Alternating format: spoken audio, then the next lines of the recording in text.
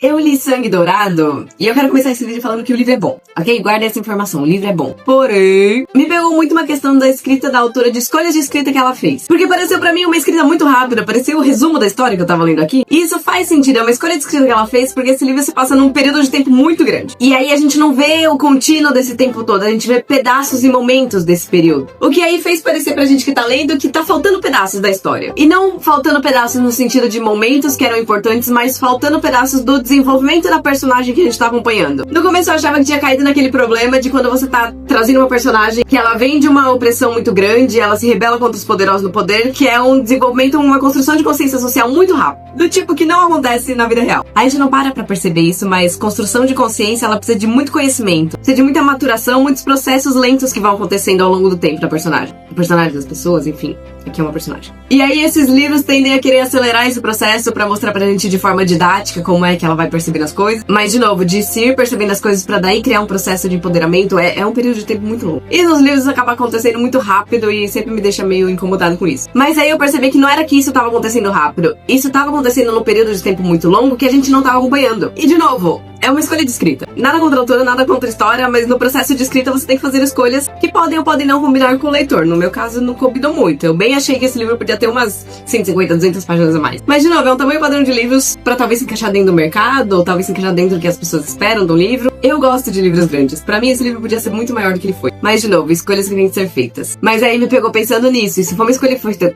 como que o escritor, na hora da escrita, faz essas escolhas? Como que você escolhe o que colocar na história, como contar essas passagens, o que vai ser pro leitor ler ou não, com tantos perfis, tantos tipos de leitores diferentes que vão encontrar esse livro, como encaixar tudo isso também dentro de uma estrutura de mercado editorial, que espera um certo formato, que espera vender de uma certa maneira, porque os clientes, os leitores, eles também esperam um tipo de livro, e como isso tudo influencia no processo criativo, e o quanto acaba ficando criativo, ou o quanto acaba tendo que fazer escolhas lógicas pra se encaixar no certo formato. E essas ideias todas que eu tava pensando foram ficando muito mais doidas, porque logo que eu terminei Sangue Dourado, eu comecei a ler Conceição Evaristo, que é assim, a obra-prima máxima da literatura brasileira. Magia em palavras, como fazer a língua portuguesa se elevar a um nível austral de beleza e encantamento. E aí eu não sei nem o que falar aqui, mas me pegou pensando muito mais e muito mais isso. Como que os escritores fazem pra utilizar desse dialeto que a gente tem pra poder passar mensagens, as escolhas que são feitas, as escolhas que não são feitas. E nossa, esse livro é maravilhoso.